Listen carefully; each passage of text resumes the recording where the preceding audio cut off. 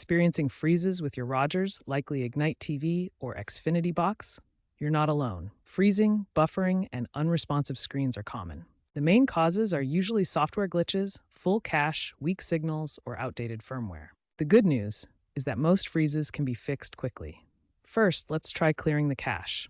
Go to Settings, General, Restart, Clear Cache. This removes temporary data, slowing things down. If that doesn't work, reboot the box by unplugging it for 30 seconds. This resets the system's memory and fixes minor bugs. According to expert surveys, rebooting solves 85% of freezing issues. If clearing the cache and rebooting didn't solve the issue, the problem might be a weak signal. Check all cable connections to ensure they are secure. Signal boosters can also help, especially in areas with congestion or long cable runs. You can also test your signal strength by calling Xfinity's Signal Test at 1-800-934-6489.